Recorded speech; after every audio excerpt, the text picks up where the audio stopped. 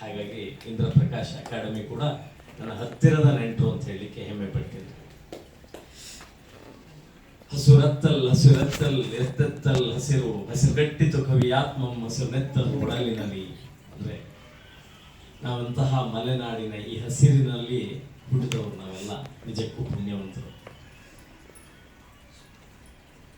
ಈ ಹಸಿರನ್ನ, ಈ ಮಲ್ನಾಡನ್ನ, ಈ ಪ್ರಕೃತಿಯನ್ನ, ಈ ಪರಿಸರವನ್ನ ಎಷ್ಟು ಅನುಭವಿಸ್ಲಿಕ್ಕೆ ಸಾಧ್ಯವೋ, ಎಷ್ಟು ಅದನ್ನ ಆಸ್ವಾದಿಸ್ಲಿಕ್ಕೆ ಸಾಧ್ಯವೋ, ಎಷ್ಟು ಆ ಸೌಂದರ್ಯವನ್ನ ಆಘ್ರಾಣಿಸ್ಲಿಕ್ಕೆ ಸಾಧ್ಯವೋ ಇದೆಲ್ಲವನ್ನ ಸಂಪೂರ್ಣವಾಗಿ ಸಿಕ್ಕಿದ್ದು ನಮ್ಮ ಮಲೆನಾಡಿಗರ, ನಮ್ಮೆಲ್ಲರ ಸೌಭಾಗ್ಯ. ಹಾಗಾಗಿ ಆ ಭಗವಂತನಿಗೆ ನಾವು ಧನ್ಯವಾದಗಳನ್ನು ಅರ್ಪಿಸಲೇಬೇಕು. ಪ್ರಕೃತಿ ಇವತ್ತು ಏನಾಗ್ತಾ ಇದೆ, ಪರಿಸರ ದಿನಾಚರಣೆ ಜೂನ್ 5ನೇ ತಾರೀಕು ಮಾಡ್ತೇವೆ. ಕೆಲವು ದಿವಸ ನಮ್ಮಂತವ್ರು ಒಂದೆರಡು ದಿವಸ ಹೆಚ್ಚು ಕಡಿಮೆ ಆ ತಿಂಗಳಲ್ಲಿ ಮಾಡ್ತೇವೆ. ಆದ್ರೆ ಆಚರಣೆಗಷ್ಟೇ ಸೀಮಿತವಾಗ್ತಾ ಇದೆಯಾ? ಬಹುತೇಕ ದಿನಾಚರಣೆಗಳು ಆಚರಣೆಗೆ ಅಷ್ಟೇ ಸೀಮಿತ ಆಗಿ ಆ ದಿನಕ್ಕೆ ಮಾತ್ರ ಮುಗಿದು ಹೋಗ್ತಾ ಇದೆ. ಕನ್ನಡ ನವೆಂಬರ್ 1ಕ್ಕೆ ಹೆಂಗೆ ಆಚರಣೆ ಆಗ್ತಿದೆಯೋ ಹಾಗೆ. ಇದನ್ನ ನಾವು ಅತ್ಯಂತ ಗಂಭೀರವಾಗಿ ಯೋಚಿಸಬೇಕಾದಂತಹ ವಿಷಯ. ಪ್ರಕೃತಿಯ ಮಡಿಲಲ್ಲಿ ನಾವು ಬದುಕ್ತಾ ಇದ್ದೇವೆ. ನಮ್ಮ ಆರೋಗ್ಯ, ನಮ್ಮ ಬದುಕು ಅತ್ಯಂತ ಸುಂದರವಾಗಿರ್ಲಿಕ್ಕೆ ಕಾರಣ ಏನು? ಈ ಸುತ್ತಮುತ್ತಲಿನ ಸುಂದರವಾದ ಪರಿಸರ ನಮ್ಮನ್ನ ಸದಾ ಸಂತೋಷಭರಿತವಾಗಿರ್ಲಿಕ್ಕೆ ಸಹಾಯ ಮಾಡ್ತಾ ಇದೆ. ಆದರೆ ಆಧುನಿಕತೆಯ ತುಟ್ಟ ತುದಿಯಲ್ಲಿ ನಾವಿದ್ದೇವೆ ಅಂತ ಹೇಳ್ತೇವೆ. ನಮ್ಮ ಹತ್ರ ಅಕೌಂಟ್ ಅಲ್ಲಿ ತುಂಬಾ ದುಡ್ಡು ಆಗ್ಬೇಕು, ಮತ್ತೊಂದಾಗ್ಬೇಕು, ಅಥವಾ ಆರ್ಥಿಕವಾಗಿ ನಾವು ಸದೃಢರಾಗಬೇಕು ಅಂತ ಹೇಳ್ತಾನೆ ನಮ್ಮ ಸಹಜತೆಯನ್ನು ಮರಿತಾ ಇದ್ದೇವೆ. ಎಲ್ಲಿ ಸಹಜತೆ ಇರಲ್ವೋ, ಎಲ್ಲಿ ಕೃತಕತೆ ಇರುತ್ತೋ ಅಲ್ಲಿ ಅಪಾಯಗಳು ಸೃಷ್ಟಿಯಾಗ್ತಾ ಹೋಗುತ್ತೆ. ಅದಕ್ಕಾಗಿ ಹಿಂದಿನವರು ಯಾವಾಗ್ಲೂ ಹೇಳಿದ್ದು ಸಹಜತೆ ಸೌಂದರ್ಯ ಅಂತ. ಯಾವುದು ಸಹಜವಾಗಿರುತ್ತೋ ಅದು ಸೌಂದರ್ಯವಾಗಿರುತ್ತೆ. ನೀವೆಲ್ಲ ಕೇಳಿರ್ತೀರಿ, ಮೈಕಲ್ ಜಾಕ್ಸನ್ ಇಡೀ ಪ್ರಪಂಚ ಕಂಡಂತಹ ಅತ್ಯಂತ ಬಹಳ ದೊಡ್ಡ ಪಾಪ್ ಗಾಯಕ ಆದ, ನಟ ಆದ, ಹೀಗೆ ಏನೇನೋ ಆದ್ರೂ ಕೂಡ ಆತ ಶ್ರಮದ ವಿಚಾರ ಬಂದಾಗ ಒಂದು ಮಾತು ಹೇಳ್ತಾನೆ. ಒಂದು ಆ ಸಣ್ಣ ಕಬ್ಬಿಣದ ತಗಡಿನ ಚೂರಿಗೋಸ್ಕರ, ಅಂದ್ರೆ ಗ್ರಾಮಿ ಅವಾರ್ಡ್ ಬರುತ್ತೆ, ಇಡೀ ಪ್ರಪಂಚದ ಶ್ರೇಷ್ಠ ಅವಾರ್ಡ್ ಅದು. ಆಗ ಹೇಳ್ತಾನೆ, ಇದೊಂದು ತಗಡಿಗೋಸ್ಕರ ನನ್ನ ಸುಖದ ದಿನಗಳನ್ನ, ರಜದ ದಿನಗಳನ್ನ, ನನ್ನ ಎಷ್ಟೋ ಆಸೆಗಳನ್ನ ಬದಿಗೊತ್ತಿ ಬದುಕಿದ್ದೆ ಅಂತ. ಅಂತ ಒಂದು ಸುದ್ದಿ ಯಾಕಿದ್ ಕೇಳಿದೆ ಅಂದ್ರೆ, ಪರಿಸರ ದಿನಾಚರಣೆಗೂ ಅವನಿಗೂ ಏನ್ ಸಂಬಂಧ ಅನ್ನೋದಕ್ಕೆ ಹೇಳ್ತೀನಿ. ಸಹಜತೆ ಯಾಕೆ ಮುಖ್ಯ ಆಗುತ್ತೆ ಅಂತ ಹೇಳಿ. ಆತನ ಮನಸ್ಸಿನೊಳಗೆ ಒಂದು ಸಣ್ಣ ಕೀಳರಿಮೆ ಇತ್ತು ಅನ್ಸುತ್ತೆ. ಆತ ತನ್ನ ವೇಷಭೂಷಣವನ್ನೇ ಬದಲಾಯಿಸಿಕೊಳ್ಳುವಂತಹ ಸಂಕಲ್ಪ ಮಾಡದ. ಮುಖ ತುಂಬ ಪ್ಲಾಸ್ಟಿಕ್ ಸರ್ಜರಿಗಳನ್ನು ಮಾಡಿಸ್ಕೊಂಡ. 15, 20, 30 ಜನ ಡಾಕ್ಟರ್ಗಳು ಯಾವಾಗಲೂ ಆತನನ್ನ, ಅಂದ್ರೆ ಆತ ತುಂಬಾ ವರ್ಷ ಬದುಕಬೇಕು, ಮತ್ತೊಂದು ಮಗದೊಂದು ಅನ್ನೋ ಕಾರಣಕ್ಕಾಗಿ ಯಾವಾಗಲೂ ಆತನ ಸುತ್ತ ಇರ್ತಾ ಇದ್ರು. ಸಾಕಷ್ಟು ಆಸ್ತಿ ಇತ್ತು, ಅಂತಸ್ತಿತ್ತು. ಆದರೆ ಡಿಂಬಾದಲ್ಲಿರುವ ಜೀವ ಕಂಬಸೂತ್ರ ಗೊಂಬೆಯಂತೆ ಎಂದಿಗಾದ ಒಂದು ದಿನ ಸಾವು ತಪ್ಪದು. ಅಂತಹ ಪ್ರಕೃತಿಯ ವಿರುದ್ಧದ ದಿಕ್ಕಿನಲ್ಲಿ ಬದುಕಿದ ಆತ ಅಂದುಕೊಂಡಿದ್ದ ಮೊದಲೇ ಸತ್ತೋದ. ಇದ್ದಷ್ಟು ದಿವಸ ಕೂಡ ತುಂಬಾ ಎಲ್ಲಿ ಅವನ ಮುಖಚರ್ಯ ಆಗಿರ್ಬೋದು, ಮತ್ತೊಂದಾಗಿರ್ಬೋದು, ಪ್ಲಾಸ್ಟಿಕ್ ಸರ್ಜರಿಯೋ ಮತ್ತೊಂದು ಅಂದ ಕಾಣಬೇಕು ಅಂತ ಮಾಡಿಕೊಂಡು ಅದು ವಿಕೃತತೆಯ ಕಡೆ ಕಾಣಲಿಕ್ಕೆ ಶುರುವಾಯಿತು. ಆತ ಬಣ್ಣ ಕಪ್ಪಿದ್ದ ಅನ್ನೋ ಕಾರಣಕ್ಕಾಗಿ ಬಿಳಿ ಮಾಡಿಸ್ಕೊಳಕ್ ಹೋದ್ನಲ್ಲ, ಆ ಸಹಜತೆಯ ಹೊರಟೋಗ್ಬಿಡ್ತು. ಅದಕ್ಕಾಗಿ ಹೇಳಿದ್ದು, ಸಹಜತೆ ಯಾವತ್ತಿದ್ರೂ ಸೌಂದರ್ಯವೇ. ಪ್ರಕೃತಿ, ಪರಿಸರ ಅನ್ನೋದು ಸಹಜತೆಯ ಒಂದು ಪ್ರತಿಬಿಂಬ. ಆ ಸಹಜತೆಯನ್ನು ನಾವು ಕಳೆದುಕೊಂಡ್ರೆ ಏನು ನಾವು ಗಳಿಸ್ಲಿಕ್ಕೆ ಸಾಧ್ಯ ಆಗುತ್ತೆ? ಇವತ್ತಿನ A for apple, B for bat, C for cat, D for dog ಅನ್ನುವಂತಹ ಶಿಕ್ಷಣದ ವ್ಯವಸ್ಥೆಯಲ್ಲಿ ನಾವಿದ್ದೇವೆ. ಎಷ್ಟೋ ಜನ ಮಕ್ಕಳಿಗೆ ಇವತ್ತು ನೀರೆಲ್ಲಿಂದ ಬರುತ್ತೆ ಅಂದ್ರೆ ನಲ್ಲಿಯಿಂದ ಅಂತ ಹೇಳುವಂತಹ ಸ್ಥಿತಿ ಬಂದಿದೆ. ಗಾಳಿ ಎಲ್ಲಿಂದ ಅಂತಂದ್ರೆ ಫ್ಯಾನ್ ಇಂದ ಅಂತ ಹೇಳುವಂತಹ ಸ್ಥಿತಿ ಬಂದಿದೆ. ಅವರಿಗೆ ಪ್ರಕೃತಿ ಅಂದ್ರೆ ಏನು ಅಂತ ಗೊತ್ತಾಗ್ತಾ ಇಲ್ಲ. ಜೂನ್ 5ನೇ ತಾರೀಕು ಮಾತ್ರ ಯಾವುದೋ ಒಂದು ಸಣ್ಣ ಗಿಡ ನೆಟ್ಟು ಫೇಸ್ಬುಕ್, ವಾಟ್ಸಪ್ ಸ್ಟೇಟಸ್ಗಳಿಗಾಗಿ ಸೀಮಿತ ಆಗ್ತಾರೆ. ಹೇಗೆ ನಾವು ಅವ್ರನ್ನೆಲ್ಲ ತಯಾರು ಮಾಡ್ಲಿಕ್ಕೆ ಸಾಧ್ಯ? ನಾನು ನಮ್ಮ ಸಂಪತ್ತು ಸಾಲು ಪತ್ರಿಕೆ ಹಿಂದಿನ ತಿಂಗಳ ಅಂಕಣದಲ್ಲಿ ನಾನು ಬರೆದಿದ್ದೆ, ಪ್ಲಾಸ್ಟಿಕ್ ಎಂಬ ಕರಾಳ ಜಗತ್ತು ಅಂತ. ನೀವು ಯಾರು ಊಹಿಸ್ಲಿಕ್ಕೆ ಸಾಧ್ಯ ಇಲ್ಲ, ನೋಡ್ಲಿಕ್ಕೆ ತರಹೇವಾರಿ ಬಣ್ಣಗಳ ರೂಪದಲ್ಲಿ ಕಾಣುವಂತಹ ಇವತ್ತಿನ ಪ್ಲಾಸ್ಟಿಕ್ ನಾವು ಬರೀ ಗಾಳಿಯಿಂದಲೇ 0.5%, 5% ನಮ್ಮ ದೇಹದ ಒಳಗೆ ಪ್ಲಾಸ್ಟಿಕ್ ಅನ್ನು ಹೇಳ್ತಾ ಇದ್ದೇವೆ. ನನ್ನ ಪರಿಚಿತರೊಬ್ಬರು 70-75 ವರ್ಷ, ಬಹಳ ಸಾರ್ವತ್ರಿಕ ಎಲ್ಲ ಸಹಕಾರ ಸಂಘಗಳಲ್ಲೆಲ್ಲ ಇದ್ದಾರೆ, ಎಲ್ಲ ಕಾರ್ಯಕ್ರಮಗಳಿಗೂ ಕೂಡ ಭಾಗವಹಿಸ್ತಾರೆ. ಹೋದ ತಿಂಗಳು ಅವರಿಗೆ ಆರಾಮಿರಲಿಲ್ಲ, ಅವರು ಆಸ್ಪತ್ರೆಯನ್ನು ಸೇರಿದ್ರು. ಕ್ಯಾನ್ಸರಿನ ಮೊದಲನೇ ಹಂತ ಅನ್ನುವಂತಹ ರಿಪೋರ್ಟ್ ಬಂತು. ಯಾವುದೇ ದುರ್ವ್ಯಸನ ಇಲ್ಲ, ದುಶ್ಚಟಗಳಿಲ್ಲ, ಆದರೂ ಕೂಡ ಆಯ್ತು ಅಂತ ಹೇಳಿ ಅದು ಹೇಗೆ ಬಂತು ಅನ್ನುವಂತಹ ಪರೀಕ್ಷೆ ಮಾಡಿಸಿದ್ರು. ನಾವೆಲ್ಲ ತುಂಬಾ ಜನ ಈಗ ಬೇರೆ ಬೇರೆ ಕಾರ್ಯಕ್ರಮಗಳಿಗೆ ಹೋದಾಗಲೂ ಅನಿವಾರ್ಯವಾಗಿಯೂ ಪ್ಲಾಸ್ಟಿಕ್ ಕಪ್ ಅಥವಾ ಪೇಪರ್ ಕಪ್ಗಳಲ್ಲಿ ಬಿಸಿ ಪದಾರ್ಥವನ್ನು ಸೇವಿಸ್ತೀವಲ್ಲ, ಅದರಿಂದ ಬಂತು ಅಂತ ಅವರಿಗೆ ರಿಪೋರ್ಟ್ ಬಂತು. ಹೀಗೆ ನಮ್ಮ ಅವಿಭಾಜ್ಯ ಅಂಗವಾಗಿ ನಮ್ಮ ಪರಿಸರದ ಒಳಗೆ ಹೋಗಿರುವಂತಹ ಈ ಪ್ಲಾಸ್ಟಿಕ್ ಇಂದ ಆಚೆ ಬರೋದು ಹೇಗೆ ಗೊತ್ತಾಗ್ತಾ ಇಲ್ಲ.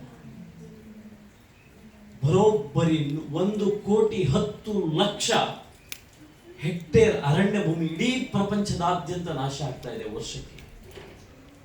ಎಲ್ಲಿ ಹಸಿರು ಉಳ್ಕೋಣ? ನಾವೆಲ್ಲರೂ ಕೂಡ ಸಾಕ್ಷೀಕರಣವನ್ನು ಮಾಡ್ಕೊಂಡಿದ್ವಿ. ಯಾವಾಗ?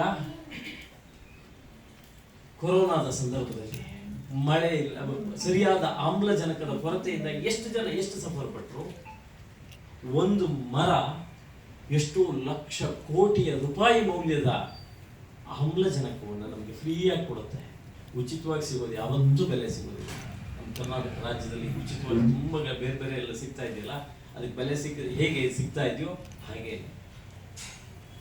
ಪ್ರಕೃತಿ ಕೊಡ್ತಕ್ಕಂತಹ ಈ ಸುಂದರ ಆಮ್ಲಜನಕವು ಕೂಡ ನಮಗೆ ನಗಣ್ಯ ಆಗಿಬಿಡುತ್ತೆ.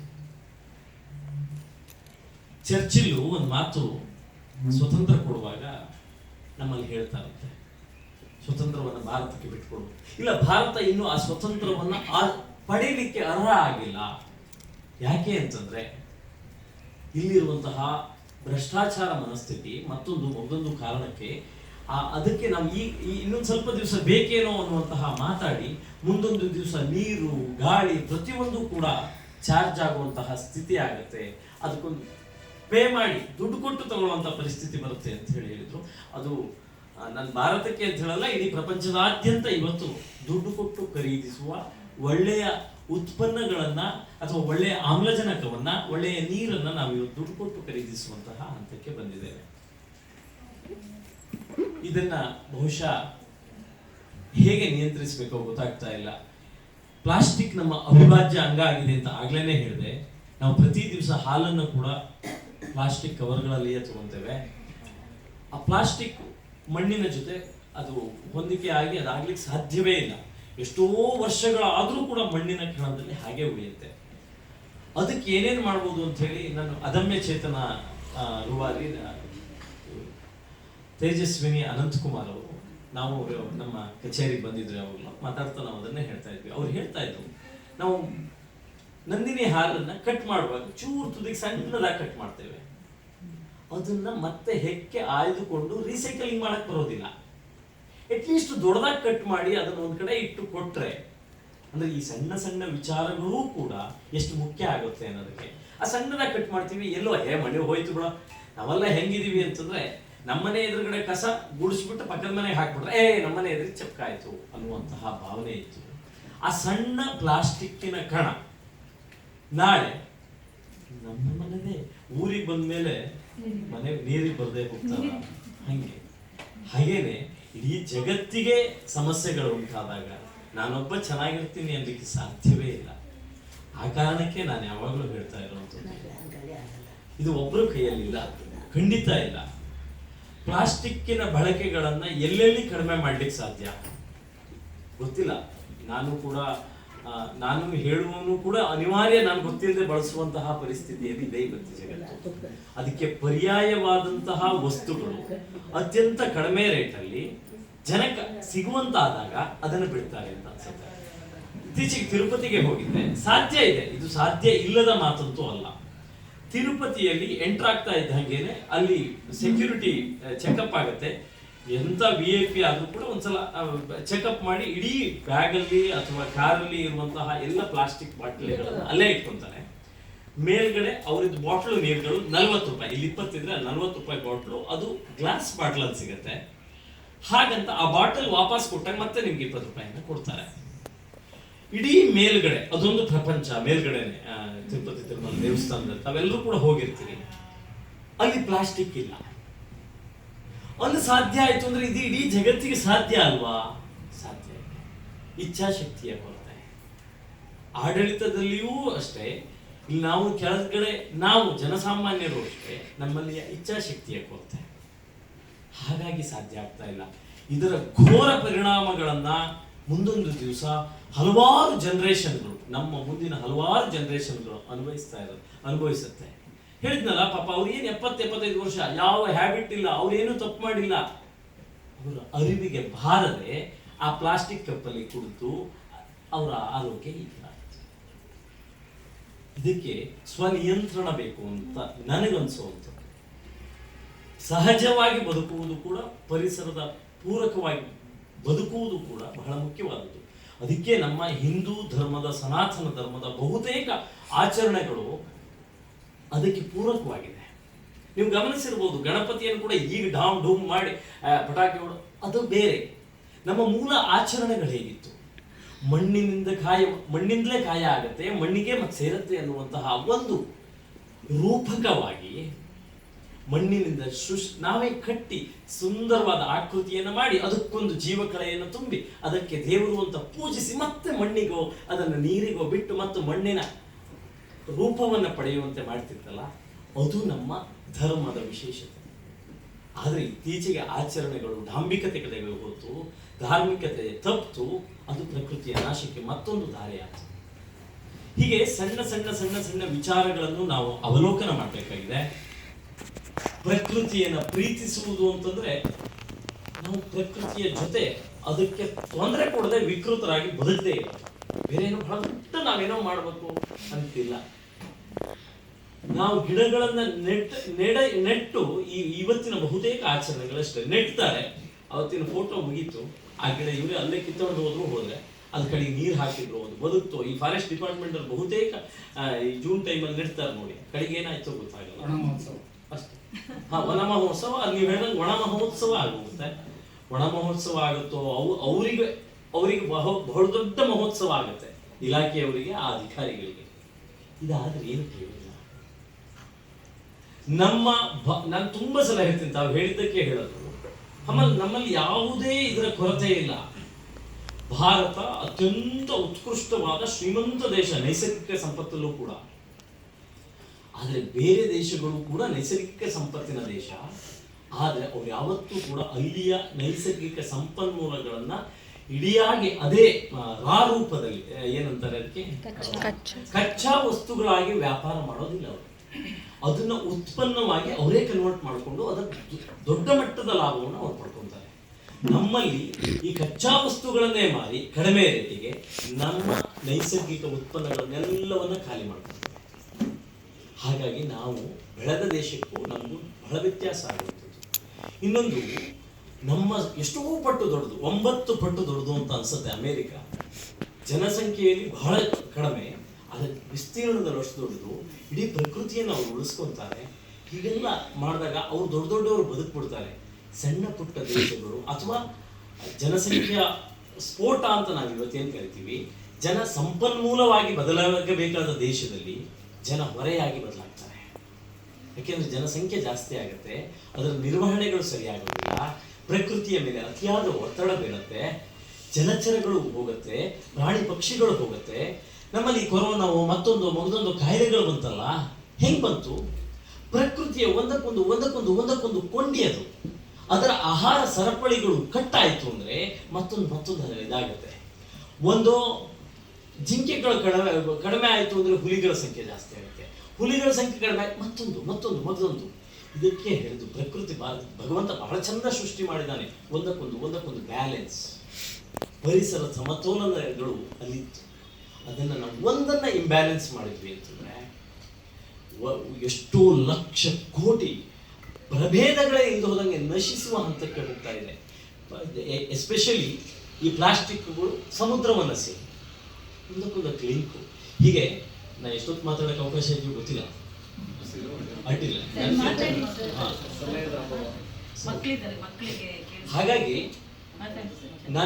ನಾನು ಹೇಳುವಂಥದ್ದು ಇದನ್ನು ಹೇಗೆ ರಕ್ಷಿಸಲಿಕ್ಕೆ ಸಾಧ್ಯ, ನಾನು ನಿಮ್ಮೊಳಗೊಬ್ಬನಾಗಿ ಕೇಳ್ಕೊಳ್ಳೋದು ಅಷ್ಟೇ. ನಮ್ಮ ನಡುವೆ ಒಂದಷ್ಟು ವಾತಾವರಣಗಳನ್ನು ಸ್ವಚ್ಛವಾಗಿಟ್ಕೊಳ್ಳೋಣ, ಒಂದಷ್ಟು ಗಿಡಗಳನ್ನು ಬೆಳೆಸೋಣ. ನನ್ನ ತೋಟದಲ್ಲಿ 32 ಎಕರೆ ಜಾಗದಲ್ಲಿ 10 ಎಕರೆ ಕಾಡನ್ನೇ ನಾನು ಬೆಳೆಸಿದ್ದೀನಿ. ಅದೇ ನನ್ನ ಅಕ್ಕಪಕ್ಕದವರು ಕಳೆದು ಜೋಳ ಶುಂಠಿಯನ್ನು ಹಾಕಿದ್ದಾರೆ. ಹಂಗಂತ ನನಗೂ ಕಾಡು ಅಯ್ಯೋ ನಮ್ಮ ಬರೀ ಕಾಡು ಇಟ್ಕೊಂಡ್ರೆ ಏನು ಪ್ರಯೋಜನ ಅಂತ ನನಗೂ ಪ್ರಶ್ನೆ ಮೂಡಿದಾಗ ಅದಕ್ಕೆ ಮತ್ತೊಂದು ದಾರಿಯನ್ನು ಹುಡ್ಕೊಂಡೆ. ಸರಿಸುಮಾರು 4,500 ಕಾಳುಮೆಣಸು ಗಿಡಗಳನ್ನು ಪ್ರತಿ ಮರಕ್ಕೆ ಬಿಟ್ಟೆ.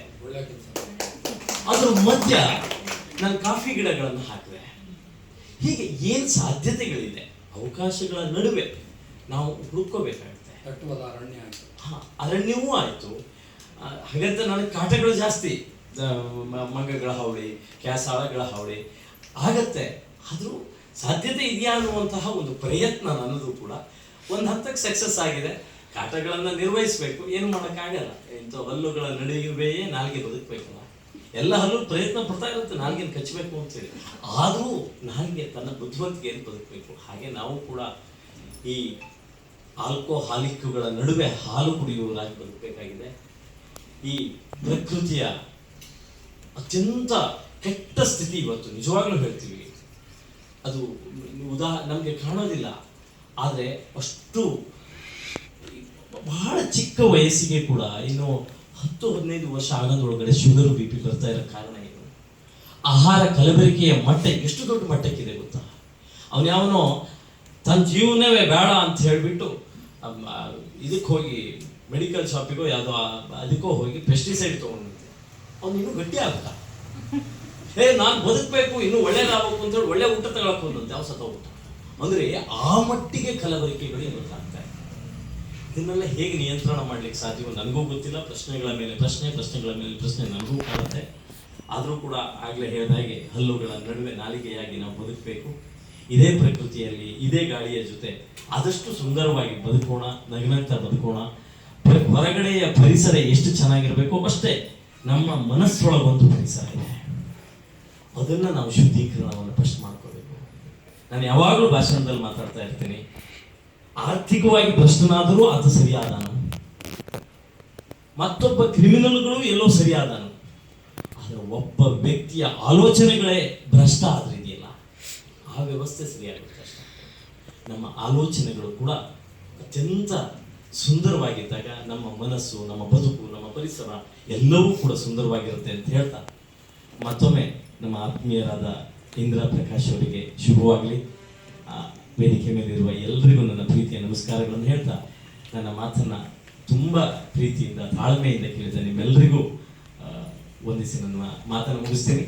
ನಮ್ಮ ಪತ್ರಿಕೆ ಸಂಪದ ಸಾಲು ಅನ್ನುವಂತಹ ಪತ್ರಿಕೆ ಕಳೆದ 20 ವರ್ಷಗಳಿಂದ ಯಾವುದೇ ನೆಗೆಟಿವ್ ಮತ್ತೆ ಕ್ರೈಮ್ ಬರೆಯದೇ ಒಂದು ಪತ್ರಿಕೆಯನ್ನು ನಡೆಸ್ತಾ ಇದ್ದೇವೆ. ಹಾಗಾಗಿ ಆಗ್ಲೇ ಹೇಳ್ದಂಗೆ ಸಹಜತೆ ಮತ್ತು ಪ್ರಕೃತಿಯ ಪೂರಕವಾದಂತಹ ಒಂದು ವಾತಾವರಣದ ಪತ್ರಿಕೆಯನ್ನು ಕೂಡ ನೀವೆಲ್ಲರೂ ಕೂಡ